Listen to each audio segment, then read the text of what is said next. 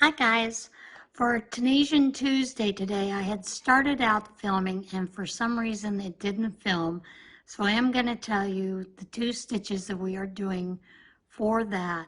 We are doing the Tunisian seed stitch and also the Tunisian double crochet stitch, as well as learning to bind off. I've already started working on the other piece to finish it, which I'm going to show you how to even up your edges, those kind of things, some things you can use tricks to do that. This is something that I've used with a lot of things that people have given to me to fix or to add to make it a larger afghan, and say the edges weren't straight, and I'm like, I'm not ripping it out because that's just too much work. So I will figure out a way to add to the edges, you know, where if you have edges that are crooked, that you can even it out as close as possible. So that I'd already started filming that and started working on the other pieces. So I can't show you where we're at in those stitches, and you know, that just happens to be one of those things. It happens. So anyway, I did want to tell you that I had already started teaching you how to do the Tunisian seed stitch when it started in, and it is a two row repeat that involves a knit stitch and a purl stitch. So I'm starting to show you how to do that. Like I said, it just for some reason didn't film the first part, and I thought it did. All right, guys. See you guys soon. Bye. We are going to do, it's a knit stitch followed by a purl stitch. And a knit stitch, remember, goes in between the two vertical bars. So we're going to start with the knit stitch and then a purl stitch. Knit stitch, go in through the vertical bars, and a purl. See all that cat fur? And then a knit stitch, followed by a purl,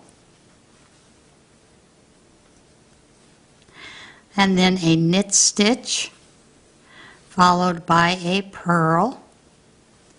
You'll do that all the way across till you get to the end, and at the end you will go through those two at the very back. Then it's the regular return pass, which is yarn over, pull through one, yarn over, pull through two, yarn over, pull through two, yarn over, pull through two, yarn over, pull through two, all the way to the end. Now that is your first row. It is a knit followed by a purl stitch. Now your second row for the seed stitch is going to be the opposite. And as you can see, you have the bar right here. The little bump tells you it is a purl stitch. So that one you are going to put a knit stitch in. Now for this first one, it's a knit stitch, so we're going to put a purl in the first stitch. Then followed by the knit stitch, purl, knit stitch, purl,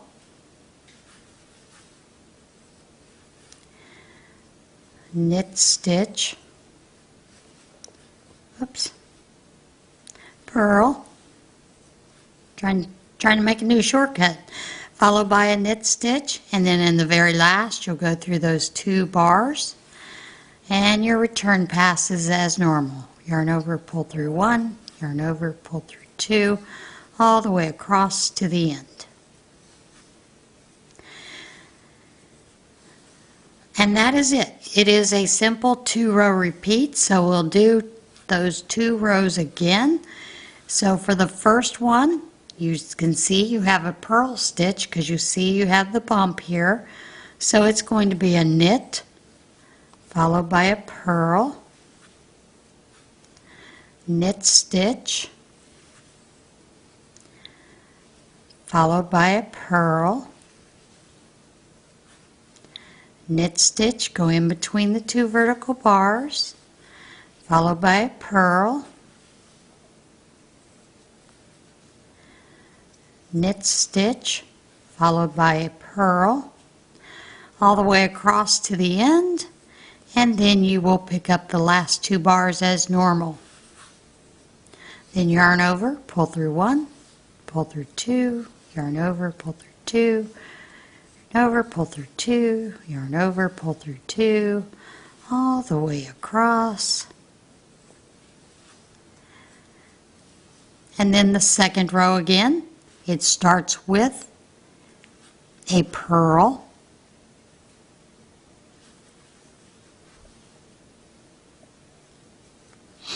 followed by a knit stitch, purl, knit, purl, knit, purl, knit, all the way across till you get to the end, and then you're going to go through those last two, yarn over, pull up a loop, yarn over, pull through one, yarn over, pull through two, yarn over, pull through two, and all the way across. The return pass is as normal. Now you're going to repeat those rows as many times as you need to for your seed stitch pattern.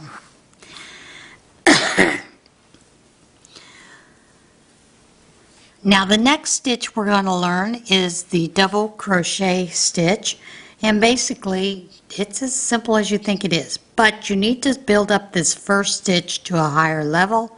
So you'll chain one, and then when you go into this stitch here, you're going to yarn over and go through as if to do a slip Tunisian simple stitch. Yarn over, pull up a loop, yarn over, pull through two. Then you will yarn over, go through like a simple stitch, yarn over, pull up a loop, yarn over, pull through two. And you will do that all the way across.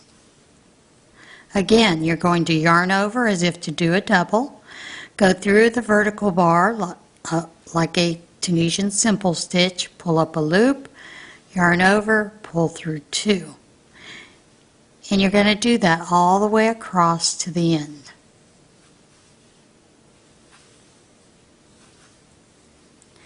I think I said across. Should be across to the end. And when you get to that last stitch, you're going to yarn over and go through both of those loops, pull up a stitch, yarn over, pull through two. So that will finish that for your double crochet. Now your return pass is the same as normal. Yarn over, pull through one, yarn over, pull through two, yarn over, pull through two, all the way across.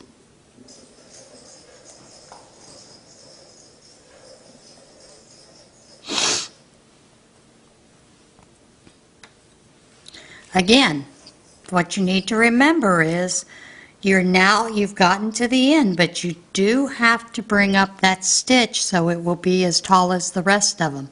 So you will do a chain one to begin, then yarn over, go through the stitch, pull up a loop, yarn over, pull through two, yarn over, go through the vertical bar, pull up a loop, yarn over, pull through two, all the way to the end. When we get to the end, I'll show you what we do at the end. You're going to be surprised.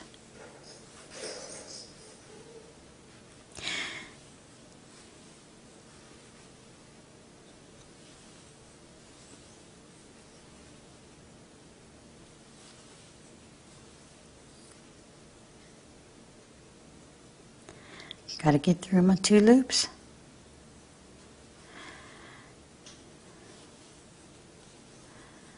And now I'm at the end, and as usual, we're going to yarn over, and we are going to look for the 2 vertical bars. Again, go through those, pull up the loop, yarn over, pull through 2. Same thing. Then it's yarn over, pull through 1, yarn over, pull through 2, yarn over, pull through 2, all the way across to the end. And that is the Tunisian double crochet stitch. And you can do as many rows as you like of it. As you can see, it creates a nice thinner fabric. It lays a little flatter, but it is a little lacier. So, all right, now to bind off, it's as simple as going through the loop as if to do a Tunisian simple stitch, pull through, and yarn over. Go through, pull up, pull completely through, yarn over. It's pretty much like a slip stitch.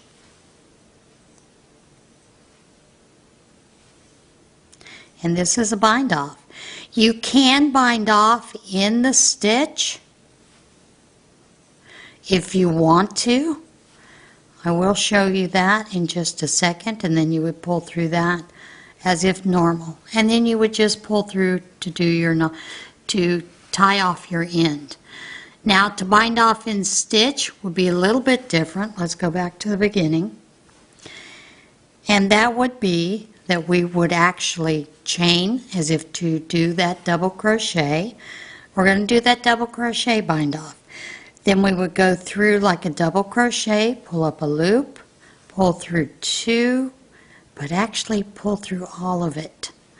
Yarn over, go through that, pull up a loop, yarn over, pull through 2, but pull through completely.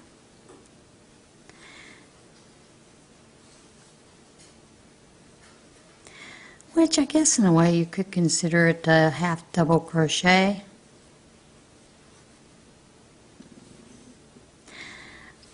But every book that I've seen it in, this is binding off in the stitch pattern of a double crochet. So that if your last row was a knit purl, as in a seed stitch, you would follow that, but you would simply go through it just like normal. So then you would get to the end, pull through your 2, yarn over, pull through 2, pull through 1, and then you would do your slip stitch to finish off your binding. And that is it. We are through with this. You would cut your yarn. You can cut it longer, you can cut it shorter, whatever. I would leave a little bit of a tail. We are going to crochet it in, but now next week we will start filling in some of these gaps to straighten this up.